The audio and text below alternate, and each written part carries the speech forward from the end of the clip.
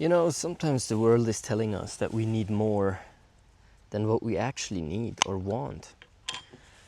If we follow our heart, our true passion, sometimes for our ego it's hard to understand that it's actually less than what society makes us believe is a good life. When we follow our heart's desire, we might figure out that all we wanted to do was, to move. That all we wanted to do was to travel, to see the world, that we just need some good friends, a few good connections. Now we're satisfied with eating some fish out in nature, reading good books, swimming in the ocean, diving into a topic that really excites us.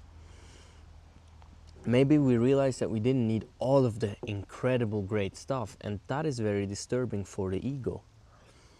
The ego wants the big thing. The ego wants to be big.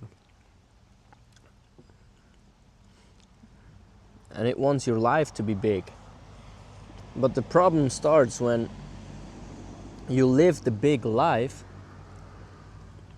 and suddenly you realize this is not what you truly wanted. You're not happy with the big life. Because even the big life is made up of so many small moments.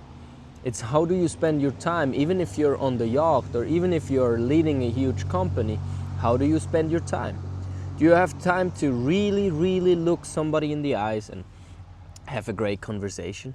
Do you have time to taste your food? Do you have time to go on an adventure? Do you have time to explore some new ideas in your mind?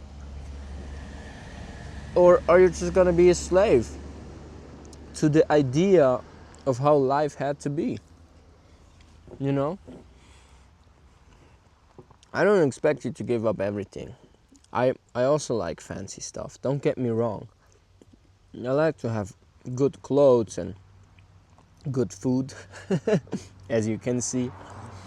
No, I really like that, But there's also many times where I'm like, wow, my excitement and my passion, it's so much less than what society has taught me to actually be happy with, And then I would just chase the big things, the big life, not even understanding why I would chase it. Just to have a better self-image, because I'm pretty happy with what I have right now. I enjoy this Tuna so much. I enjoy to be out here in nature. I enjoy not knowing really where I end up tomorrow. I enjoy all the deep conversations that I'm gonna have and that I already have through the topics that I talk about. So, what are we actually chasing? Your heart desires could be that you live in the woods somewhere, or it could mean that you lead a huge company. That's both possible, but it's important that your ego is not running the show.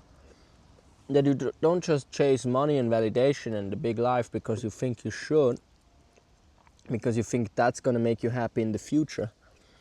The ego always works in that way, telling you that in the future you're going to be happy.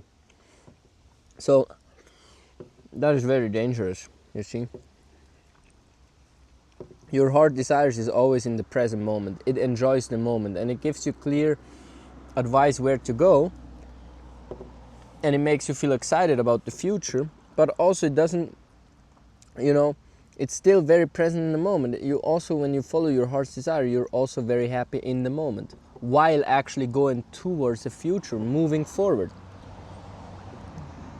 It actually connects both. It's not that energy of hustling and chasing and I need to get there. So yeah, maybe you figure out you're happy with very much little. Like me, right now.